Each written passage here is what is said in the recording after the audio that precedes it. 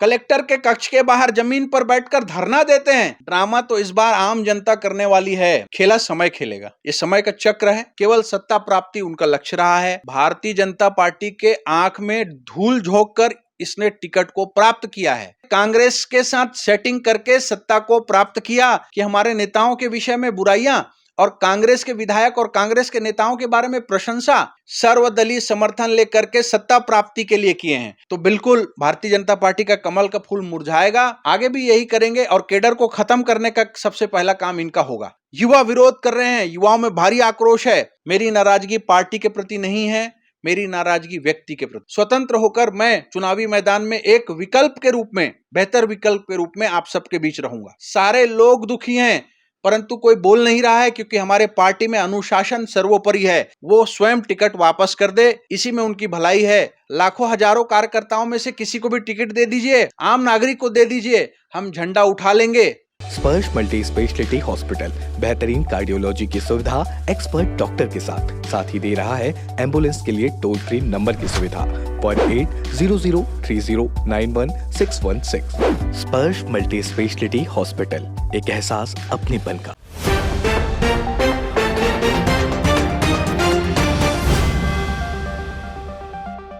छत्तीसगढ़ में विधानसभा का चुनावी बिगुल बज गया है और चुनावी गलियारों में जगह जगह हल्ला, चर्चा और कंट्रोवर्सी मुद्दे सामने आ रहे हैं और कंट्रोवर्सी एक से बढ़कर एक चीजें देखने को मिल रही है। वैशाली नगर का जो विधानसभा सीट कंट्रोवर्सी सीट होता है और इसमें सभी प्रदेश भर में सभी की नजर रहती है कि इस सीट से दावेदारी कौन कर रहा है बीजेपी से। नमस्कार, मैं तीरंदाज गौरव तिवारी और आप मेरे साथ देख रहे हैं तीरंदाज न्यूज। हमारे साथ नगर निगम भिलाई के पूर्व पार्षद जयप्रकाश यादव जी हैं और जयप्रकाश यादव जी काफी खफा हैं पार्टी से और खुलकर बोलने के लिए आए हैं और हम इनसे आज चर्चा करते हैं कि क्यों नाराज है और इतने समय से पार्टी का साथ दिया और अचानक पार्टी के से त्याग पत्र क्यों दिया। किस बात से खफा हैं जयप्रकाश जी आप? भारतीय जनता पार्टी ने वैशाली नगर विधानसभा में जो प्रत्याशी उतारा है वो प्रत्याशी हमें अस्वीकार है। मुझे अकेले को नहीं, भारतीय जनता पार्टी का एक कार्यकर्ता ऐसा दिखा दीजिए जो इस निर्णय से खुश है।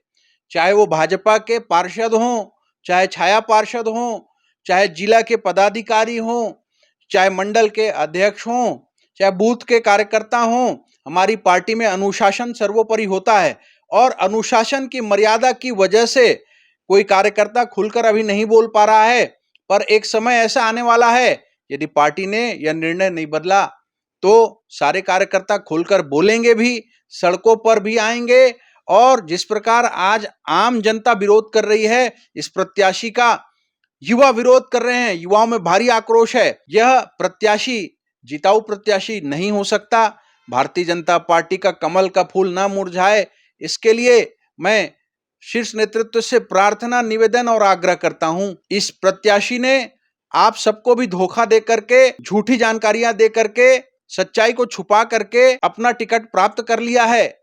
परंतु जब मुझ जैसा कार्यकर्ता और मेरे जैसे हजारों हजार कार्यकर्ता आपको सच्चाई बयां कर रहे हैं तो एक बार पुनर्विचार करके इसे बदल डालिए, जिससे कि कमल का फूल इस विधानसभा में जैसे 2013 में कार्यकर्ताओं ने मेहनत से खिलाया, 2018 में कार्यकर्ताओं ने मेहनत से खिलाया, 2023 में भी कमल का फूल खिले, इसकी चिंता थोड़ी कर लीजिए। शीर्ष नेतृत्व से मैं प्रार्थना निवेदन करता हूं। मुझे पूर्ण विश्वास है हमारे देश के राष्ट्रनायक माननीय प्रधानमंत्री नरेंद्र मोदी जी और उनके टीम पर, शीर्ष नेतृत्व पर, प्रदेश नेतृत्व पर जरूर विचार होगा और जरूर यह टिकट बदलेगी और कमल खिलेगा। सच्चाई छुपाने की बात कर रहे हैं रिकेश सिंह जी को, क्या सच्चाई है जिसको समाज से उन्होंने छुपाया और क्या छल किया है? इसके लिए आप समाज के बीच जाकर के पूछिए। जब सही समय आएगा वो बातें आएंगी। अभी पार्टी की मर्यादा में वर्तमान में बंधा हुआ हूं। जैसे आपने शुरू में कहा कि आपने इस्तीफा दे दिया है, मेरे द्वारा सोशल मीडिया पर पोस्ट किया गया, उसके उपरांत मैं बी फॉर्म चेंज होने तक इंतजार कर रहा हूं। यदि बी फॉर्म चेंज हो जाता है, किसी भी भाजपा के योग्य कार्यकर्ता को अगर टिकट मिल जाती है तो, या किसी आम नागरिक को भी पार्टी टिकट दे देती है तो भी मुझे स्वीकार है। परंतु कांग्रेसी विचारधारा का व्यक्ति, कांग्रेसी को जो टिकट मिली है वो हम कार्यकर्ताओं को अस्वीकार है। बार बार मैं अस्वीकार शब्द पर जोर दे रहा हूं, हमें अस्वीकार है। यहां तक कि आम जनता में भी आक्रोश है। सही समय आने पर सारी बातें सामने आएंगी। मैं नहीं चाहता कि किसी व्यक्ति की मैं बुराई करूं आपके मीडिया में। मेरी मर्यादा है, मेरे संस्कार हैं, मैं बिल्कुल नहीं बोलूंगा उनके विषय में कुछ भी।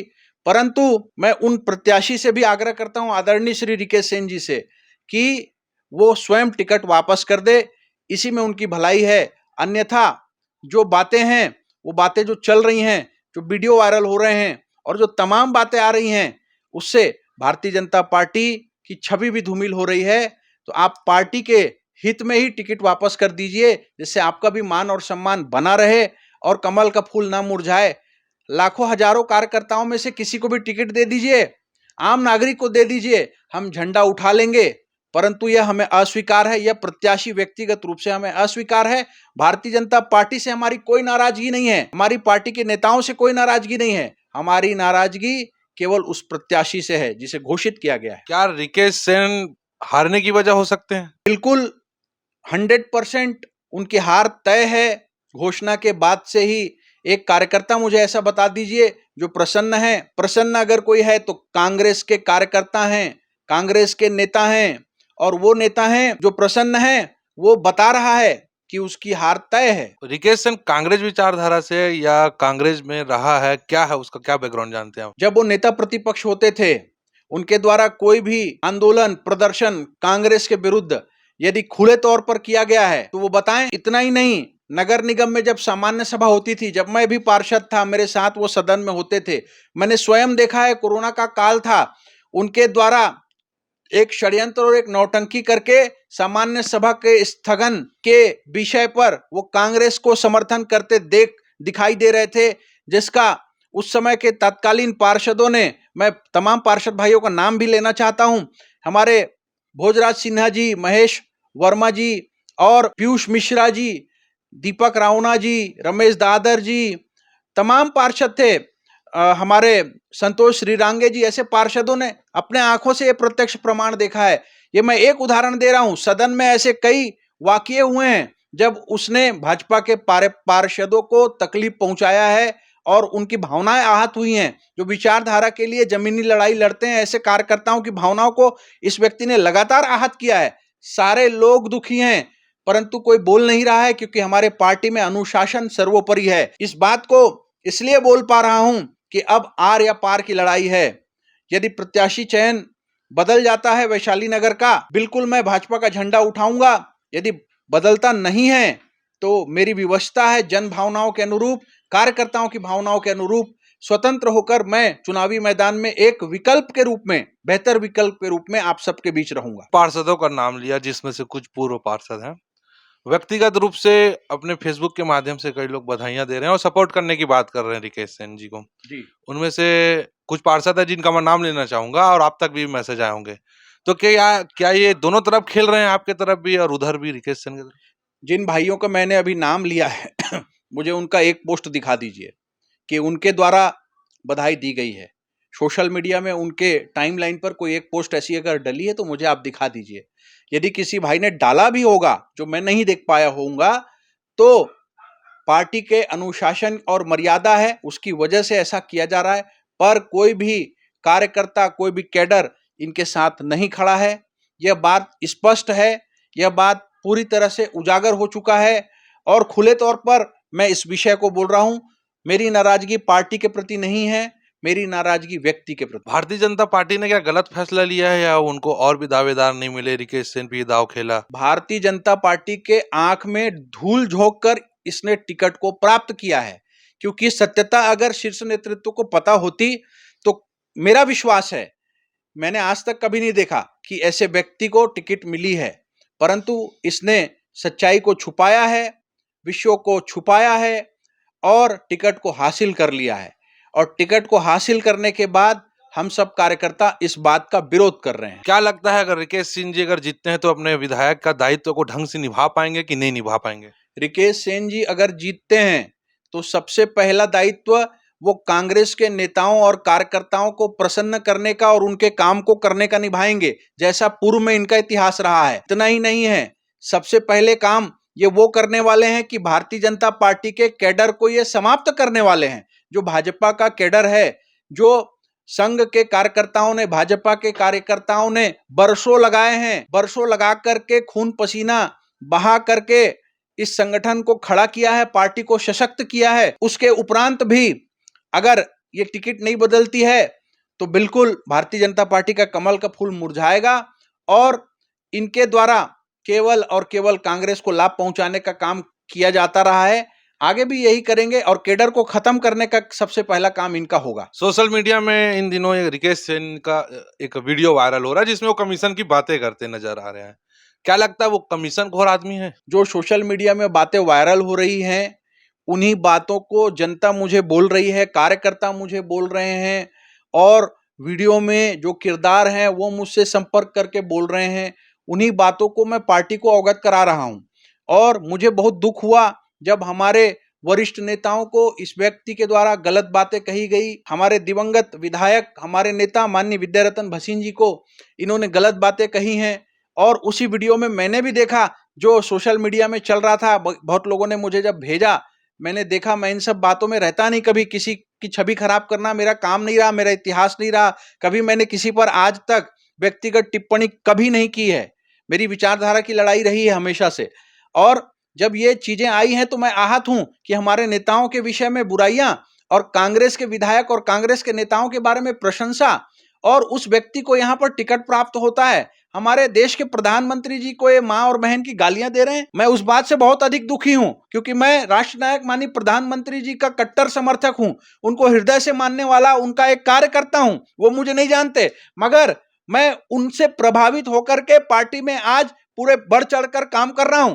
परंतु अगर उस व्यक्ति के द्वारा उनको गलत बोला जाता है तो मेरी अंतरात्मा दुखती है, जिसका मैं विरोध कर रहा हूं। भारतीय जनता पार्टी के बड़े नेताओं का आलोचना रिकेश सिंह जी यानी करते थे पीठ पीछे। उस वीडियो में बातें आ रही हैं जो मैंने देखा है, और वो करते थे। ये बात कार्यकर्ताओं के बीच में भी है और कभी भी उन्होंने भाजपा के कार्यकर्ताओं के साथ समन्वय बना करके काम किया है, ऐसा अगर कोई कार्यकर्ता बता दे तो बहुत अच्छी बात है। आप कार्यकर्ताओं के बीच भी जाइए, उनसे भी सवाल और जवाब करिए कि क्या कार्यकर्ताओं के साथ उन्होंने कभी बैठकर बातचीत की है, क्या कभी किसी कार्यकर्ता को संगठन के किसी काम में प्रत्यक्ष अप्रत्यक्ष सहयोग किया है, क्या कभी किसी पार्टी के बैठक में, जमीन में, दरी में वो कार्यकर्ताओं के बीच बैठे हैं। यानी कोई भी जमीनी संघर्ष नहीं किए हैं। वो जो संघर्ष किए हैं सर्वदलीय समर्थन लेकर के सत्ता प्राप्ति के लिए किए हैं और सत्ता प्राप्ति के उपरांत सत्ता सुख भोगने के लिए किए हैं। जमीनी संघर्ष जो एक दल का कार्यकर्ता करता है वो संघर्ष उनके द्वारा कभी नहीं किया गया है। वो पहली बार आए थे तो वो कांग्रेस से आए, कांग्रेस से आने के बाद में कांग्रेस से लड़े, फिर निर्दलीय लड़े। विचारधारा से उनका कोई ताल्लुक नहीं रहा है, केवल साठ गांठ करके सेटिंग करके जब 2021 में नगर निगम भिलाई के चुनाव हुए, कांग्रेस ने 70 में से 44 पार्षदों को हराया। सत्ता का दुरुपयोग करके, धन बल का उपयोग करके, परिसीमन में, आरक्षण में बड़ा खेल करके और बैलेट पेपर में धांधली करके उस समय जो इस प्रकार का व्यक्ति है उसने कांग्रेस के साथ सेटिंग करके सत्ता को प्राप्त किया। कुछ वोटों से ये जीत जाते हैं और वही हमारी जिला भाजपा की मंत्री हैं साहू मैडम, जीतने के बाद रिकाउंटिंग में हरा दी जाती है और उसके विरोध में हमारे पूर्व कैबिनेट के मंत्री आदरणीय प्रेम प्रकाश जी पांडे, हमारे लोकप्रिय सांसद माननीय विजय बघेल जी, वो जो है कलेक्टर के कक्ष के बाहर जमीन पर बैठकर धरना देते हैं। ये दुर्भाग्यपूर्ण है, हमारे नेता जमीन में बैठकर धरना दे रहे हैं और ये ऐसे लोग सत्ता प्राप्ति के लिए साठ गांठ करके सत्ता सुख भोग रहे हैं। इसी बात का दुख है मुझे और कार्यकर्ताओं को दुख है इस बात का। सामान्य सभा में कई बार रिकेश सिंह जी द्वारा ड्रामा भी किया गया, कुछ एजेंडा लाया गया जिस पे चर्चा भी की गई, तो ये सब क्या थे? ड्रामा स्ट्रेटेजी था क्या? एक ड्रामा तो इस बार आम जनता करने वाली है। अंत क्षण तक लगता रहेगा कि कोई राष्ट्रीय पार्टी जीतने वाली है और अगर पार्टी निर्णय नहीं बदलती है तो उस स्थिति में पब्लिक ड्रामा करेगी और जीतेगा कोई और कौन जीतेगा ये जनता बताएगी, तय करेगी और समय बताएगा। खेला कौन खेलेगा? जनता खेलेगा, रिकेश सिंह जी खेलेंगे कि भारतीय जनता पार्टी ने खेला? खेला समय खेलेगा। ये समय का चक्र है और पुरुष बलि नहीं होता है, समय होत बलि बलवान, भीलने लूटी गोपिका वही अर्जुन वही बाण। तो समय जो है वो खेल खेलेगा, समय का इंतजार कीजिए। रिकेश सिंह जी ऊपर आपको कतई भरोसा नहीं है कि अच्छा दायित्व अपना निभाएंगे, कुछ विकास करेंगे?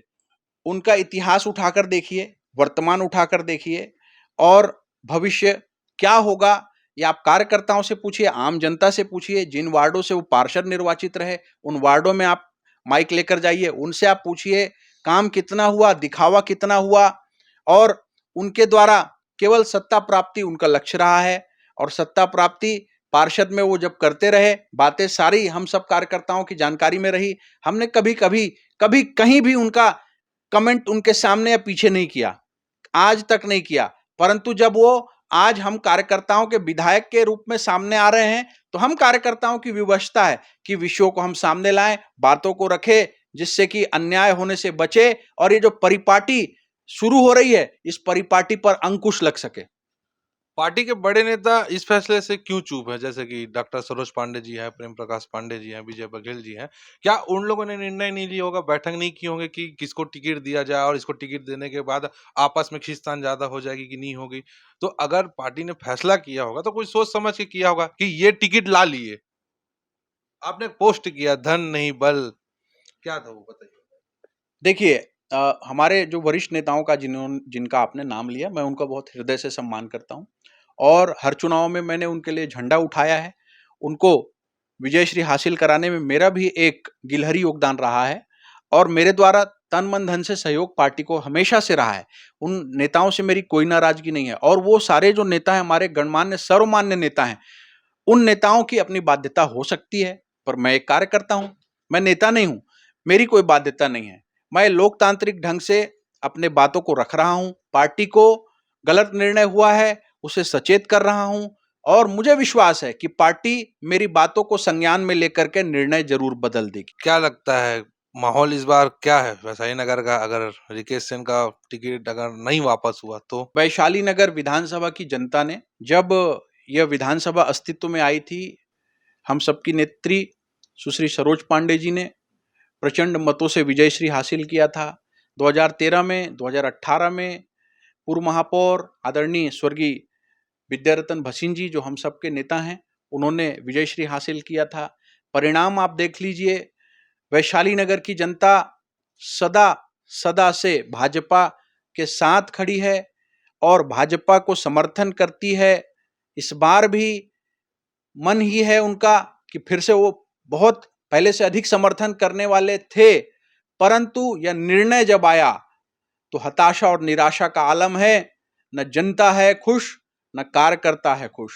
खुश अगर कोई है तो वो व्यक्ति है जिसने टिकट पाया है। कांग्रेस के साथ कुछ साठगांठ है यानी गहरी? इस बात को आप घुमा फिरा कर कई ढंग से पूछ रहे हैं, मैं स्पष्ट रूप से इस बात को कह रहा हूं कि साठगांठ है, वो बी टीम है कांग्रेस की और जितने भी बार वो पार्षद बने हैं कांग्रेस के मदद और सहयोग से ही बने हैं और इस बात को आप उस वार्ड के कार्यकर्ताओं से लेकर जनता तक सबसे पूछ सकते हैं।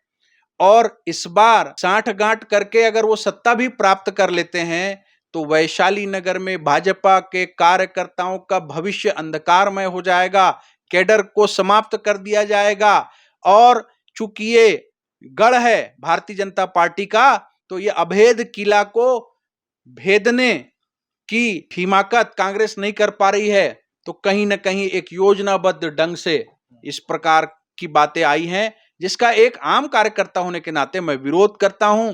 इसके लिए मुझे भेंट, मेरे राजनीतिक जीवन की भेंट भी चढ़ जाए तो मैं तैयार हूं, मगर मैं आम जनता के हित में और मेरे भाजपा के कार्यकर्ता जिनके साथ मैं कंधे से कंधा मिलाकर मैंने काम किया है, उनसे मेरा कोई बैर भाव नहीं है। उनके प्रति मेरी एक जिम्मेदारी है, उसको मैं निभा रहा हूं।